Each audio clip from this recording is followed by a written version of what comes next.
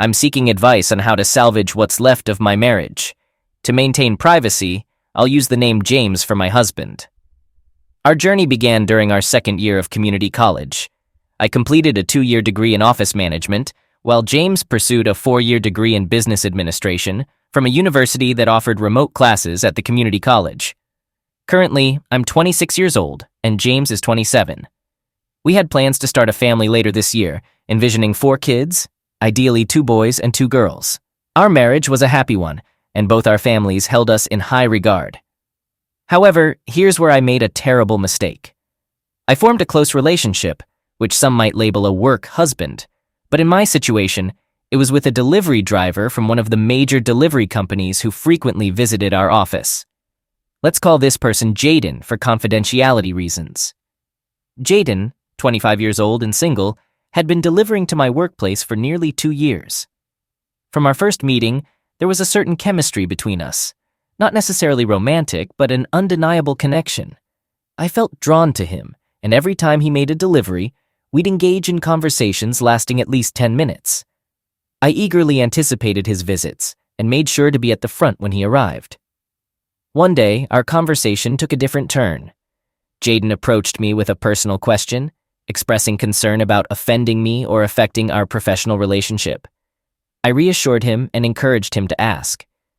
Jaden then revealed, "I feel a strong attraction to you and wondered if you felt the same way." I was taken aback by his boldness, which left me feeling somewhat embarrassed. After taking a moment to collect my thoughts, I decided to be honest with him.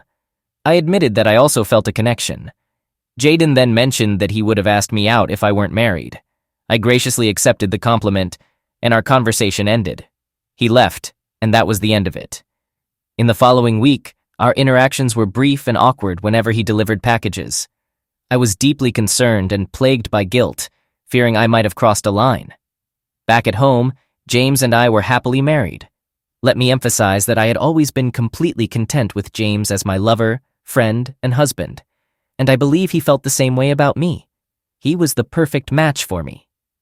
However, foolishly, I began to entertain thoughts of selfishly having both my loving husband and some kind of relationship with Jaden beyond our work-related chats. Later, I learned that this behavior is sometimes referred to as being a cake eater. I started to explore this concept and stumbled upon articles about polyamory and open marriages. Initially, I found these ideas strange and unappealing, so I didn't dwell on them. I also knew that my husband would never agree to such an arrangement, and even if he did, it could harm our marriage and strain relationships with our families. I didn't want any of that to happen. However, weeks passed, and I couldn't stop thinking about forming a connection with Jaden. I resumed my research on the topic and came across a blog post titled, "It Doesn't Hurt to Ask." In this post, a woman claimed to have a successful open marriage. She shared her experience of loving her husband, but also desiring a relationship with a man she met while volunteering. The blogger mentioned that she struggled to broach the topic with her husband without causing harm to their marriage. She kept these emotions bottled up for more than 2 years. Then, during a lengthy drive one day, she decided to inquire about it. Surprisingly, he showed a lot of interest. In short, they opened up their marriage and both now have partners outside of their marriage, meeting them 3 to 4 times a month. According to the blogger, they've been doing this for 4 years, and their marriage is now stronger, and they're both happier than ever. Her story grabbed my attention because it aligned with my desires, but I had been too apprehensive to discuss it with my husband. Then one Sunday morning, while we were relaxing at home, browsing the web on our phones and casually chatting, I decided to bring up the topic and asked him directly, "I just read an online post about open marriages. What are your thoughts on that?" He inquired if I was referring to couples being involved with other people. I confirmed and asked for his opinion again. He expressed disgust and believed that people should just get divorced if they want to be with others. I mentioned that it's gaining popularity in the US and many Western countries. James's facial expression indicated his revulsion towards the subject, so I swiftly changed the topic. Based on his reaction, I decided never to broach the subject again because the last thing I wanted was to jeopardize our otherwise great marriage. A couple of weeks passed, and James and I were cuddling in bed after a passionate moment of closeness. I lay on his chest, unable to see his face, when out of nowhere he asked, "Who were you thinking of when you brought up open marriages last week?" I was taken aback, feeling a pit in my stomach. Slowly raising my head and looking at him, I replied, "What are you talking about? What do you mean?" James then revealed that he had come across research suggesting that when a woman brings up the idea of an open relationship to her partner, it often means she's already cheated or has someone else in mind. His revelation stunned me, deeply shaking me. James noticed the impact of his words and said, "I know you too well. I can sense you're hiding something. So be honest."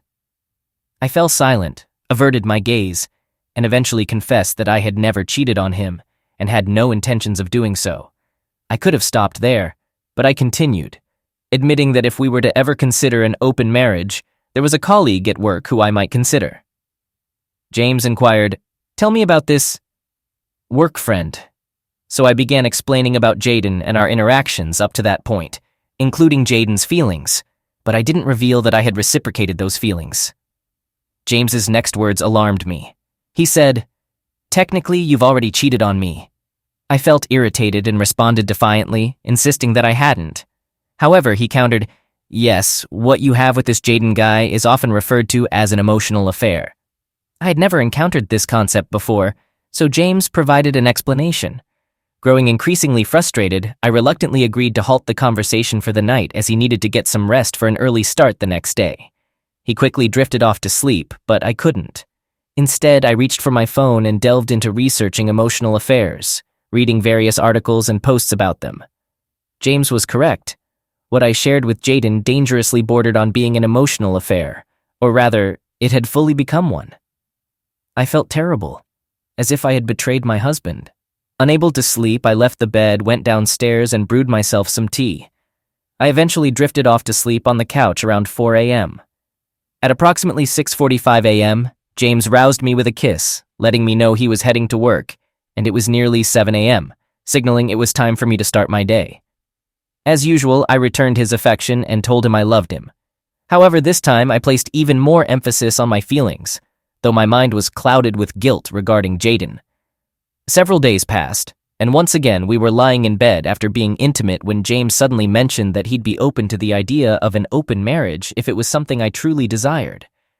I was taken aback and asked, "Why are you bringing this up now?" He explained that he had been contemplating our discussions and thought that if we were interested, we should give it a try while we were still young. I showed interest but made it clear that I would never jeopardize our marriage or the love we shared, as he was the most important person in my life. James responded by saying, "If our love is strong, it will endure even if infidelity is involved." I countered by pointing out that a mutual open relationship wouldn't be considered infidelity, since we would both be consenting to it. Instead of commenting on that, he simply stated, "Let's consider our marriage open, starting from this moment." Once again, I was taken aback and urged him to slow down, emphasizing the need to establish some ground rules. He specified that the only ground rules he wanted were, 1. We had to inform each other in advance about our intentions to be intimate with someone else. 2. We had to share the details afterward without going into explicit specifics. And 3. We must always use protection, with no exceptions. I agreed to his terms and suggested a couple more conditions. 4. That we would keep our open marriage private, and 5. We would make a mutual promise that these outside relationships wouldn't harm our marriage, and we would remain together. James expressed his inability to accept either of these conditions. When I inquired why, he simply stated that he couldn't and wouldn't agree to these terms, and preferred not to delve into it further. This left me feeling quite uneasy, as it was unlike James. However, I snuggled up to him, and we eventually drifted off to sleep. My conversations with James had left me unsettled about the whole open relationship idea, as if he had some hidden agenda. So, for the following month, I refrained from pursuing the open relationship and we carried on with our normal lives. During this period, I distanced myself from Jaden at work, engaging in only brief, superficial chats about topics like the weather and how busy we both were. Then, one day, Jaden expressed how much he missed our conversations and asked if something was bothering me. I told him that I had been swamped with work both at the office and at home lately, leaving me with little time for conversation. In my mind, I contemplated whether I should disclose my open marriage to him. Ultimately, I decided to do so. And oh, how I wish I could reverse that decision. It didn't feel appropriate to have this conversation at work, so instead, I invited him to meet for a drink after work that day, and he agreed. We met at a local bar with an outdoor patio, perfect for the warm, early spring weather. I revealed my recently opened marriage to him and directly asked if he would be interested in a romantic relationship with me. Without hesitation, he replied with a yes, explaining that he had been patiently waiting for me to make a move and hadn't pressured me out of respect. He also mentioned having dreams about me for several months. During our meeting, most of our conversation had a flirtatious tone. It happened on a Tuesday, and we agreed to have our first romantic encounter at his apartment the following day, right after work. However, I made it clear that I needed to leave by 6:30 p.m. to return home to my husband, who remained my top priority. That evening, I went back home and prepared a delightful dinner for James. After we had dinner, I talked to him about my conversation and meeting with Jaden earlier that day. We had scheduled a date for the next day after work at Jaden's place, but only if James was still comfortable with our open marriage plan. His response was somewhat surprised. "Oh, okay, so you're going to meet him tomorrow?" I confirmed, but I assured him that we could still cancel if he wasn't okay with it, emphasizing that he and our relationship were my primary concerns. He responded, "No, let's go ahead with it." We hugged, but his embrace felt stiff and distant, unlike our usual warm embraces. I attributed it to nerves. That evening, we didn't talk much because he was busy with work in his home office, and I had tasks of my own in my home office. When we went to bed, I tried to initiate something by cuddling with him, but he mentioned that he was too tired and needed rest. The next morning, when I woke up, James had already left. He left a text explaining that he had an early meeting, which he had forgotten to tell me about, and he mentioned that he'd see me that night. This was unusual for him, but I didn't dwell on it and continued with my usual routine of getting ready and going to work. I picked out a cute outfit that day, knowing that Jaden and I were going to meet right after work. Throughout the day, I sent messages to James but received no responses. I started to contemplate canceling my date with Jaden once again. Looking back on my story, I truly wish I had. Then, at 4:17 p.m., I received a text from James. He sent a message expressing his love and confirming our plans to see each other that night. This message provided me with a sense of relief, and I interpreted it as his approval to proceed. Now let's get right to it. Jaden and I met, and the closeness was enjoyable. It didn't quite match the level of satisfaction I have with James, and there were no feelings of love involved. However, it was fulfilling, mostly due to the intense desire and the forbidden nature of our actions. I left his place after about an hour and a half, arriving home just after 6:40 p.m. To my surprise, James wasn't home yet. I didn't mind, as it gave me the opportunity to shower and toss my clothes in the washing machine to get rid of the scent of Jaden's cologne. I didn't want James to notice it. Despite the fulfillment, I carried a deep sense of guilt, shame, and remorse. I felt unclean and had a significant internal struggle, making me quite nervous. I decided to quickly prepare a nice dinner for James, lighting some candles to set a romantic atmosphere. I wanted to ensure he understood how much I loved him, and that closeness with Jaden meant absolutely nothing to me. It was purely physical, and nowhere near the level of emotional and satisfaction I experience with him. I was hoping our evening would end with closeness. I understand some of you might find this selfish and unpleasant, but please remember that I took precautions during my encounter with Jaden, and no body contact of any kind occurred. By 7:30 p.m., James still hadn't returned home. I tried calling him, but it went straight to voicemail, so I sent him a text message, letting him know I was home and had dinner ready. However, I received no response from him. As it approached 8:50 p.m., I started to worry. I continued calling, leaving messages, and sending texts. Around 9:30 p.m., I received a text from him saying not to wait up, as he would be home late. I responded by asking where he was and who he was with, but he didn't reply. I was completely worn out and fell asleep sometime after midnight. I woke up to the sound of the shower running in the spare bathroom and decided to investigate. The door was locked, which was unusual for James. I knocked, but he didn't respond. About 10 minutes later, James came out with a towel around him and casually asked me how my night was. I told him it was fine, but then he directly inquired, "Did you have an intimate encounter with Jaden?" I requested that he not use that term, but I admitted that yes, Jaden and I had been together. I then asked him where he had been. He explained that he had spent the night at several bars and had gone dancing. I questioned who he was with since I could detect the scent of perfume on his discarded clothes. I inquired, "Who is this, her?" He said that since they hadn't been close, he didn't feel the need to tell me who she was. I can't repeat his exact words here, but I can say that he never used offensive language with me. However, his way of speaking and the choice of words left me very concerned. I then asked him why he had used the guest bathroom to shower, and he informed me that he would be using the guest bedroom and bathroom until I took 2 STD tests. His words crushed me, and I replied, "What?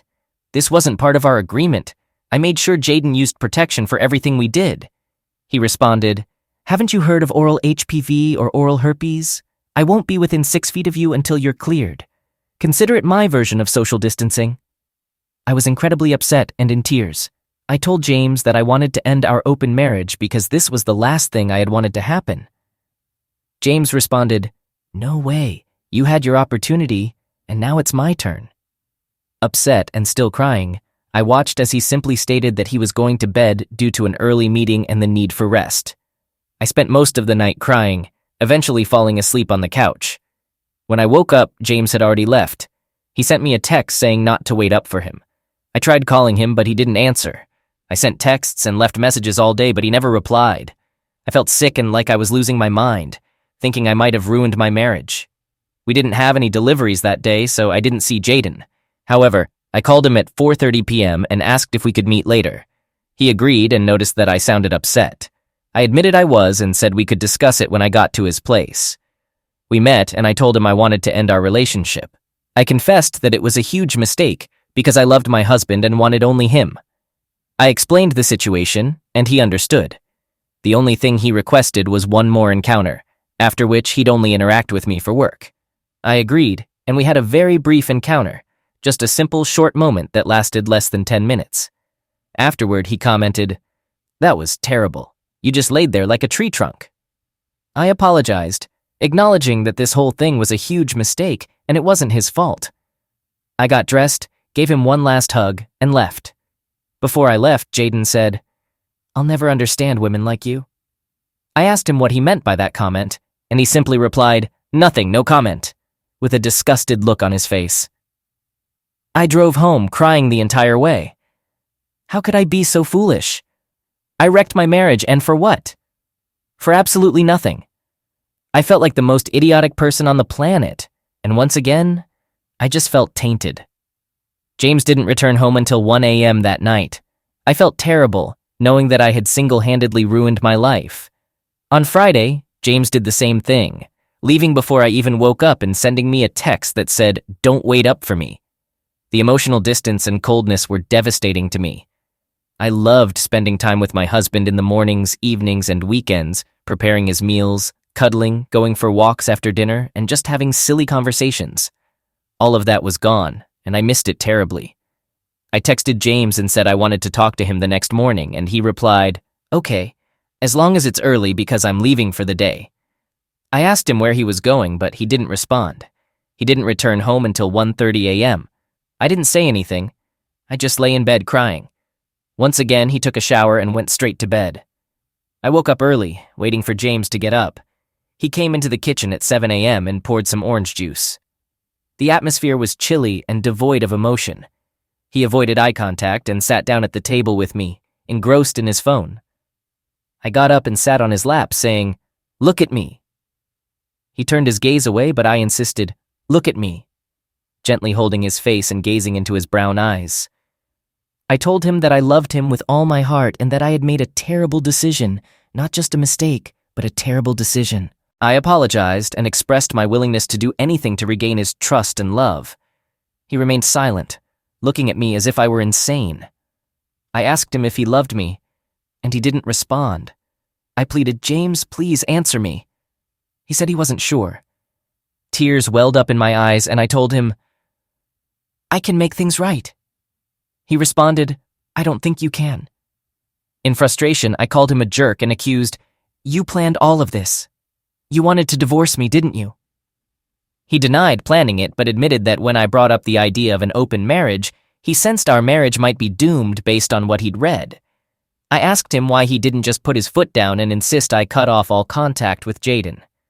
He replied, You can't force someone to be faithful. Either you are or you're not, and it seems you're not inclined to be monogamous. I sobbed, telling him I was, and begged him not to give up on us. He remained silent, got up, and said he was leaving. I inquired about his destination, and he mentioned he'd be back after midnight. I reminded him that tomorrow was Easter Sunday, and we were supposed to leave at 7 a.m. to visit my parents. My family adores my husband, and we spend nearly every holiday with them since his parents live in Florida now. He informed me that he wouldn't be going. I was stunned and heartbroken, pleading with him to come with me, but he coldly declined. I asked him how I should explain his absence to my parents, and he replied, "Just tell them the truth." I continued to beg and implore him to stay home, but he got dressed, packed a gym bag, and left the house. I'm shattered inside, feeling utterly defeated. I'm turning to this community for advice and guidance on how to save my marriage. I'd especially appreciate hearing from anyone who has experienced something similar with open marriages, and whether it's possible for a couple to recover from such a betrayal. I'm eager to hear from people who have successfully reconciled after an open relationship. Thank you for reading my story.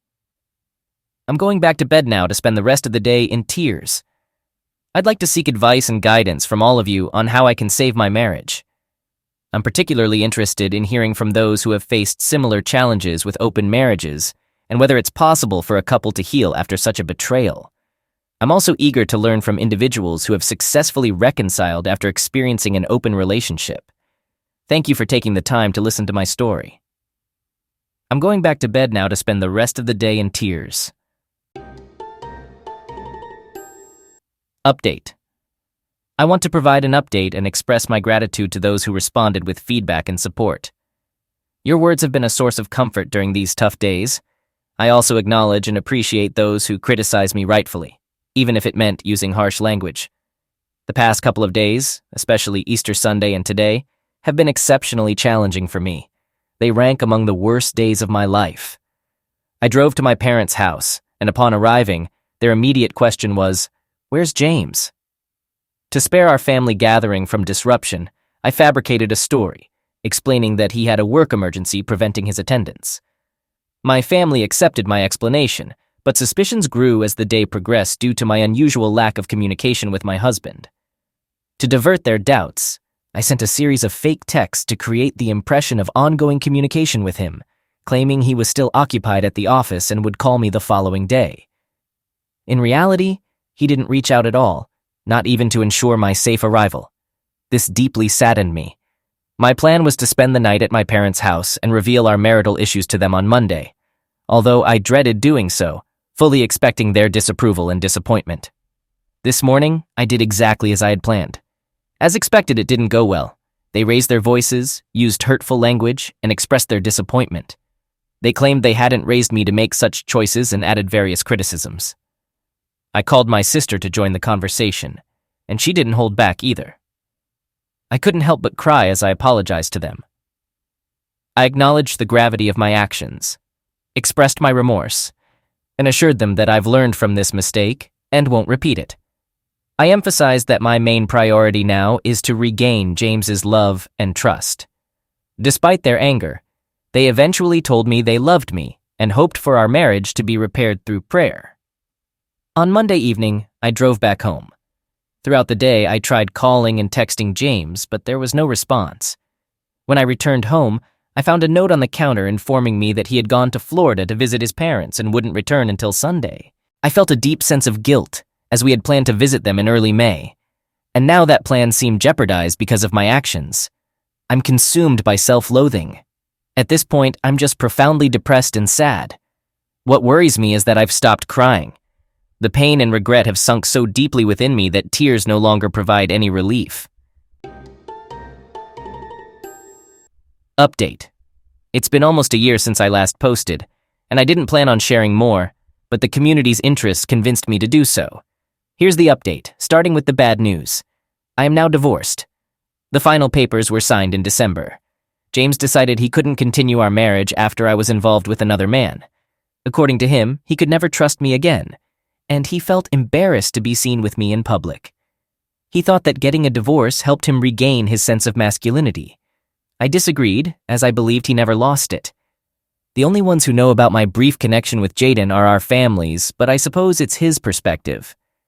Now for the good news, or rather, the great news. James and I started dating again last month.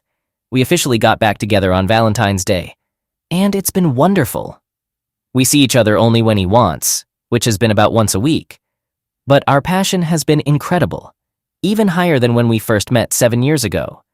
However, James has made it clear that this is purely physical, and we will never be married again, live together, or be a couple. I'm not entirely okay with this, but I'm willing to accept what I can get. My main goal is to win back James, and if that doesn't happen, I would like to have his children. Please don't misunderstand me.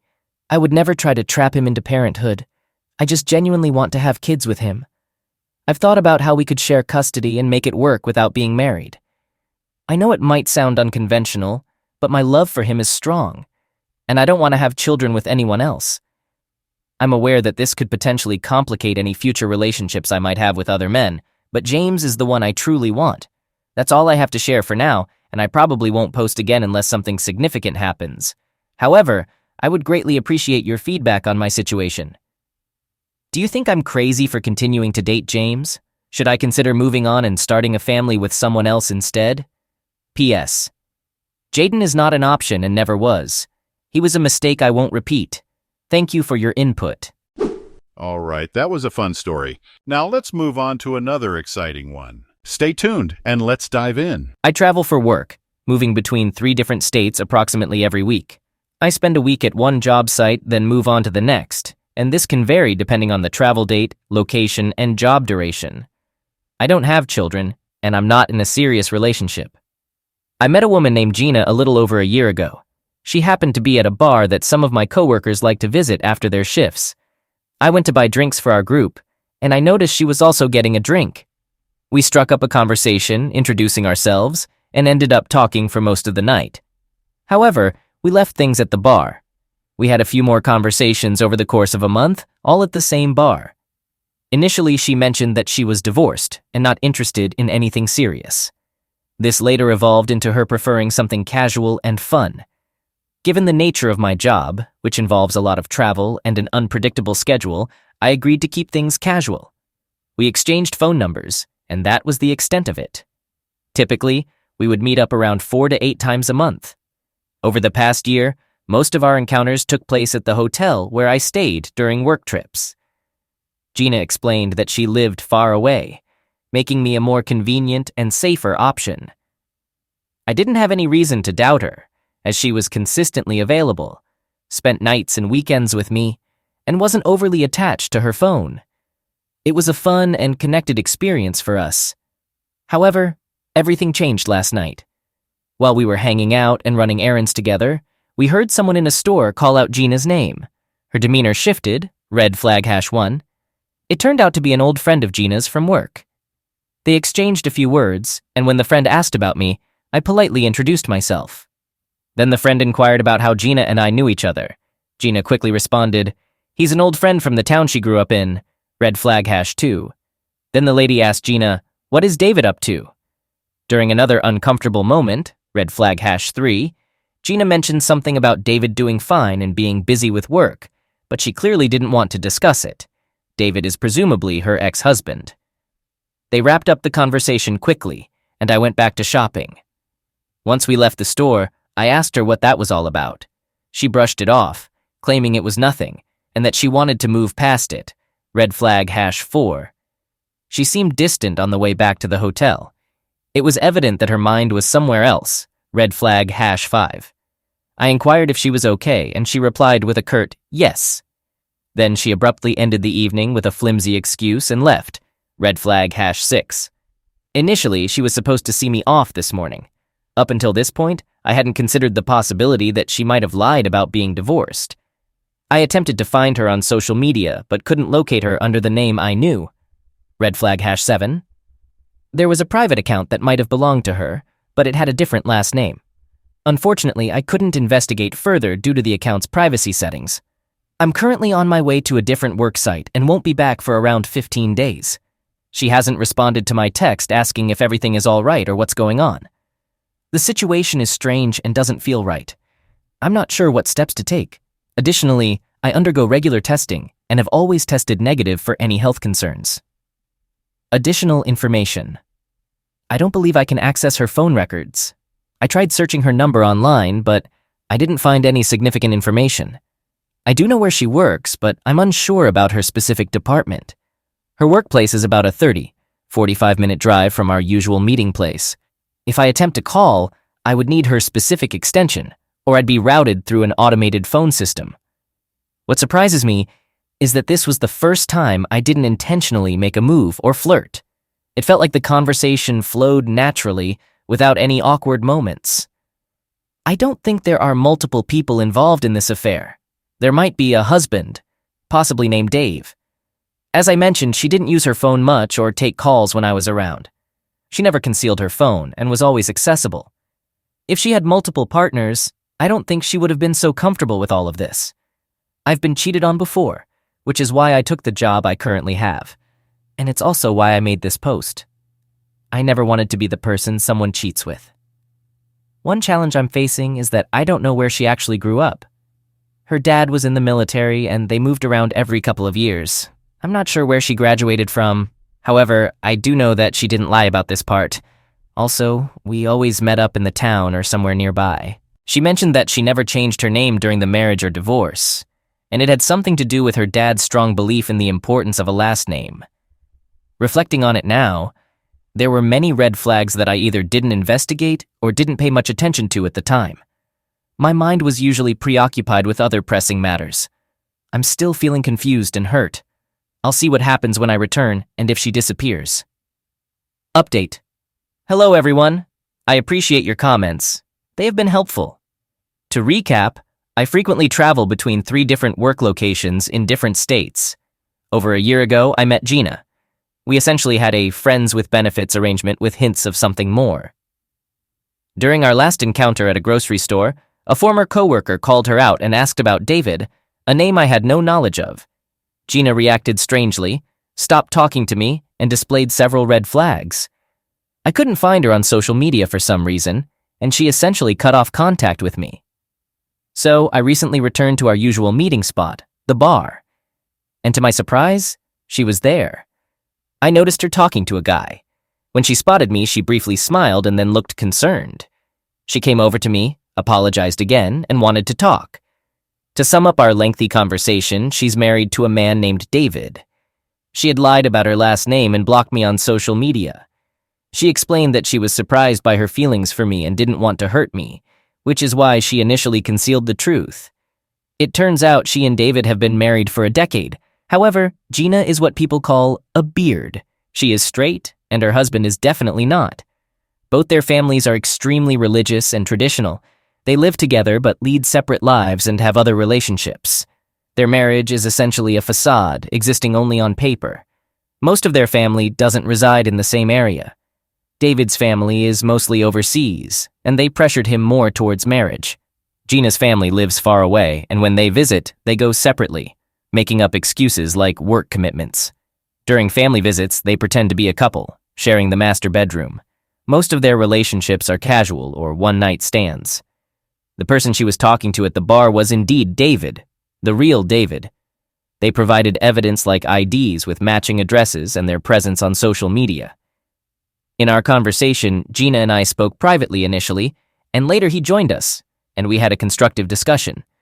He shared his perspective, talked about their history, and shed light on their individual lives and their public facade as a couple. He turned out to be a genuinely nice guy. Gina revealed that initially I was meant to be a one-time encounter, but that one time turned into a second, and then a third. She was afraid that confessing this would harm our connection. She acknowledged that she should have been upfront from the beginning, but was scared to do so. When that woman spotted us, she got nervous about the consequences of their arrangement. For him, it meant losing everything, including possible rejection from his family. Therefore, she promptly blocked me after the incident at the store. This was to prevent me from looking them up and accidentally contacting someone who wasn't aware of their relationship. I'm not much of a social media user. I have accounts but rarely use them. We mainly communicate through text and Snapchat. While I care about her, having to keep our relationship a secret makes me uncertain. I prefer not to worry when I'm out with someone I'm dating and just enjoy our time together. Most of our relationship has been as friends with benefits, but now I feel like I need to be cautious in case a friend or family member sees us together. I'm unsure how our relationship will evolve from here, but thanks for your support.